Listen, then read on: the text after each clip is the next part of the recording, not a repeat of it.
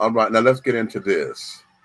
I want to speak directly to you briefly because I think it is you, the women, who have had the most diabolical lies told to you. How many of you are sitting here now, about to cross this stage, and are thinking about all the promotions and titles you are going to get in your career? Some of you may go on to lead successful careers in the world, but I would venture to guess that the majority of you are most excited about your marriage and the children you will bring into this world. I can tell you that my beautiful wife, Isabel, would be the first to say that her life truly started when she began living her vocation as a wife and as a mother. To the gentlemen here today, part of what plagues our society is this lie that has been told to you that men are not necessary in the home or in our communities. As men, we set the tone of the culture, and when that is absent, disorder, dysfunction, and chaos set in. Be unapologetic in your masculinity, fighting against the cultural emasculation of men. Do hard things. Never settle for what is easy. Bad policies and poor leadership have negatively impacted major life issues. Things like abortion, IVF, surrogacy, euthanasia, as well as a growing support for degenerate cultural values in media, all stem from the pervasiveness of disorder. Our own nation is led by a man who publicly and proudly proclaims his Catholic faith, but at the same time is delusional enough to make the sign of the cross during a pro-abortion rally. Okay, shit. Damn it. Okay, that's they've taken chopped it up. Okay, because they're all over. But y'all heard a lot of that, right? And what part the part that got everybody was when he was talking about the women and carrying on, and he got to talk about his wife, and um, she became her she fulfilled her potential when she became a wife and homemaker. Okay, and so basically, the whole speech that he just gave, the commencement speech, just told these women, honey, I don't give a damn about you getting your little degrees or whatever, but you're not going to be anything unless you are a wife and a homemaker. Okay. Now I'm going to say this because when I first heard it, I was like, did he just say that for real? Wait a minute. You know what? Hold on. I just thought about something. I know where I got it. Well,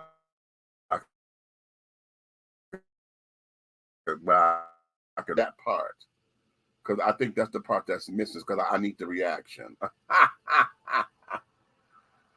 I need the reaction, darling. Because when I heard it, when I heard it, honey, I was like, oh, okay, wait a minute, honey. Now you said that for real. Okay.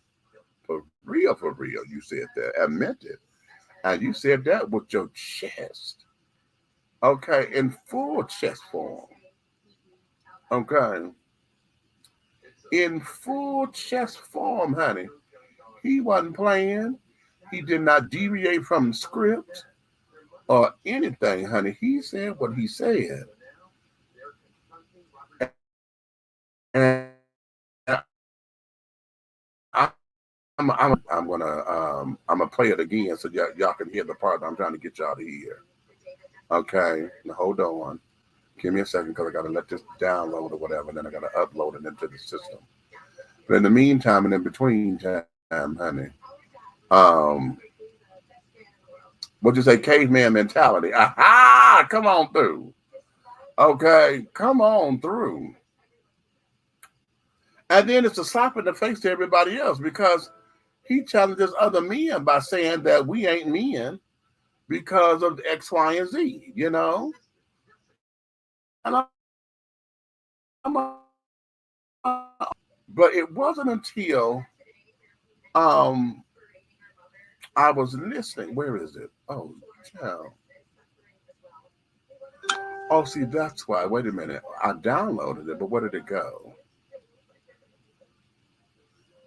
Where did it go? Wait a minute. Let me go all files.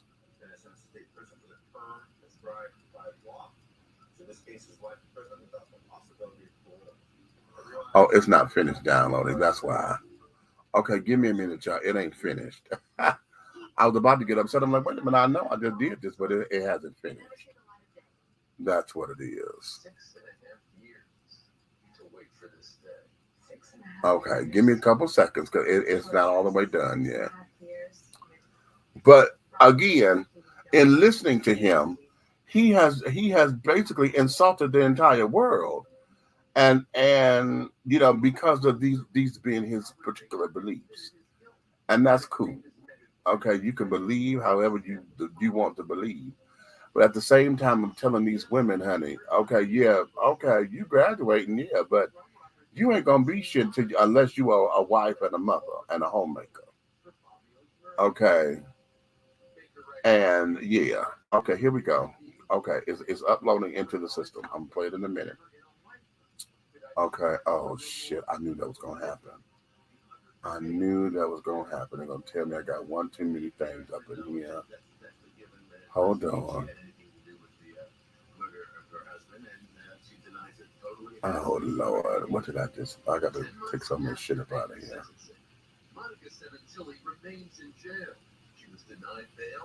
Oh yeah, he can come up out of here. I don't delete him already.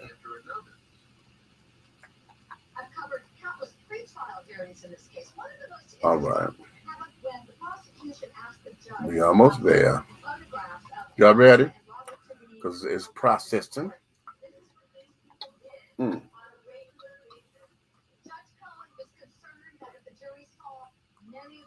I need a neck massager, y'all. Okay, y'all ready? Here we go. For the ladies present today, congratulations on an amazing accomplishment. You should be proud of all that you have achieved to this point in your young lives. I want to speak directly to you briefly because I think it is you, the women, who have had the most diabolical lies told to you. How many of you are sitting here now about to cross this stage and are thinking about all the promotions and titles you are going to get in your career? Some of you may go on to lead successful careers in the world, but I would venture to guess that the majority of you are most excited about your marriage and the children you will bring into this world. I can tell you that my beautiful wife, Isabel, would be the first to say that her life truly started when she began living her vocation as a wife and as a mother. I'm on this stage today and able to be the man I am because I have a wife who leans into her vocation. I'm beyond blessed with the many talents God has given me, but it cannot be overstated that all of my success is made possible because a girl I met in band class back in middle school would convert to the faith, become my wife, and embrace one of the most important titles of all, homemaker.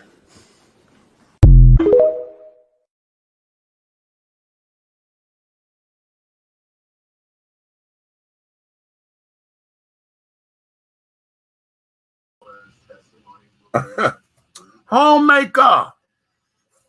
He said. He said because she embraced the greatest title in the world, honey, and that there is homemaker. Because he couldn't be the man that he is. Okay, because she embraced that. Okay. He goes on to say in that speech that my wife may not have had her dream fulfilled. But if you were to ask her, okay, she would say that she's all right with that. Mm-hmm.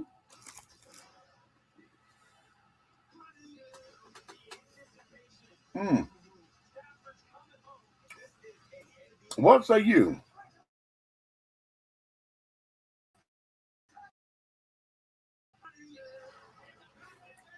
What say you with this? Okay. Now I'm gonna tell you what I say. Because in the beginning, just hearing that clip, I was hot. Okay, I was hot. And I was like, did he just say that for real? And I went into the whole thing of, oh my God, I don't believe that men still think that way and this, that, and the other. It wasn't until I heard the whole 20-minute speech that I got where this was going. Okay. And I'm going to encourage you. As a matter of fact, let me do this. Let me go. Research department, do this for me. Could you go? It's up on YouTube. Google, search for Benedictine college speech, and it's a full speech. It's 20 minutes long, 20 minutes and some seconds. Could you grab that and put that in the chat for me? Okay, in all the chats so that folks could go there and see it themselves, the whole thing. You have to look at the whole entire thing in order to understand what this is. And what this is, it's basically, it's a religious college. So you have a man who is a traditional Catholic who believes in the traditional strongholds of what the faith means. And he's telling these women, okay, yeah, this is cute, but to be a true Catholic, honey, your place as a woman is to be a homemaker and to be good wives to your husbands and mothers to your children, and et cetera, okay?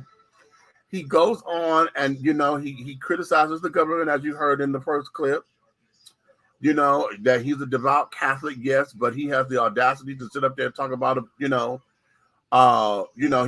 does the cross sign, honey, at a pro-abortion, rally and this, that, and the other. So he goes on, and it's basically, I would call it a sermon, if you will. It's a Catholic sermon. Now, what I thought was interesting was a number of the thunderous applause that he got at the end. Them children applauded. Now, I don't know if they applauded because they loved it, applauded because it was over, or whatever the case may be. This here is still a Catholic church. It's a Catholic school, a private Catholic school.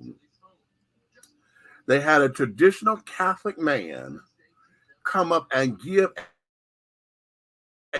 a speech to young, Catholic man's point of view, and basically told them, yeah, you got this degree and all, honey, but they lied to you by saying that you're going to get all these degrees and you're going to get all these positions and titles and things, and you're going to be something in the world, when the greatest achievement for you, according to the Catholic faith, should be that of homemaker.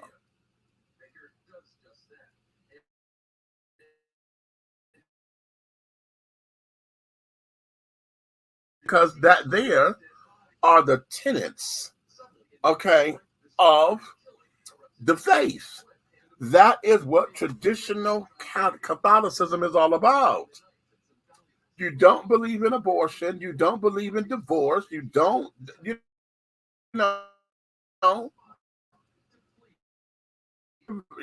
she's the homemaker. He's the provider. She's the homemaker.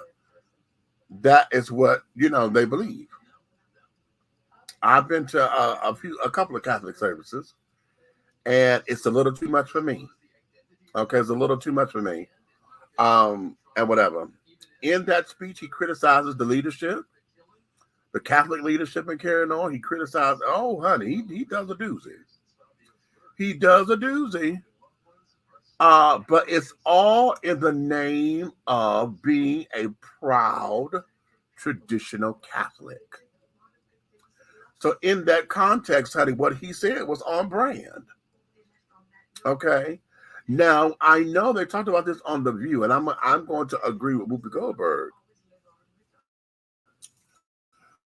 When she said, listen, if we were going to battle with folks because Kaepernick took a knee on the football field and would rally for folks to understand that was his right to do, then we have to rally and say that this is okay, even though we disagree with what the hell he said. It's okay for him to have his opinion. And I have to stand behind that because y'all know the alphabet children, honey, have gotten us to a point, and I'm blaming it on us. I'm blaming it on the alphabet children because we have gotten to a point where no one can have an opinion anymore without it being hate speech, this speech, that speech. You know, you're this phobic, that phobic, this, that. We have gotten to a point where no one can have an opinion anymore. And we just can't say that we disagree with your opinion. No one can have it because now we've labeled the opinions to be some kind of phobia, some kind of hatred, some kind of something. So now when we hear these kinds of things, it's an automatic trigger. It's an automatic trigger. And that's not necessarily fair. I'm glad that I caught all of this in its entirety because I did not want to see the highlights. Okay. I wanted to hear this thing in its entirety. Okay. So that I could get a complete and comprehensive overview. All right. And as I said, as a traditional Catholic man, okay, that's exactly what he gave. He gave a sermon to these women and basically told them, yeah, this is cute that you're graduating and congratulations on your achievement. But your greatest achievement is that of homemaker.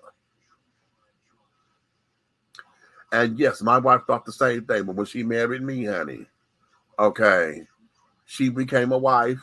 I became a better man for it. And yes, she didn't achieve her dreams, but she okay. And if you ask her, she'll tell you she good.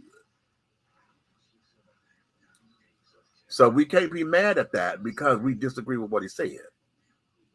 Those are his beliefs, and okay, that's fine. I don't have to support it. I don't have to look at him in the face. And those who support it will be on his side and pat him on the back.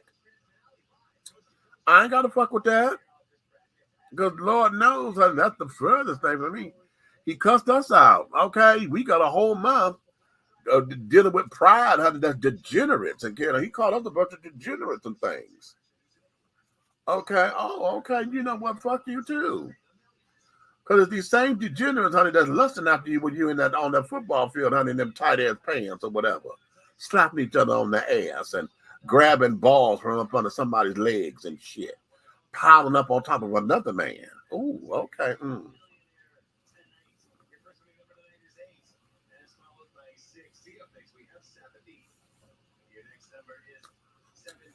That you say is your profession.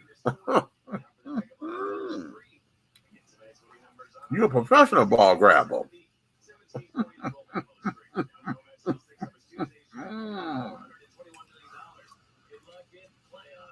You're a professional tight end and or wide receiver. How about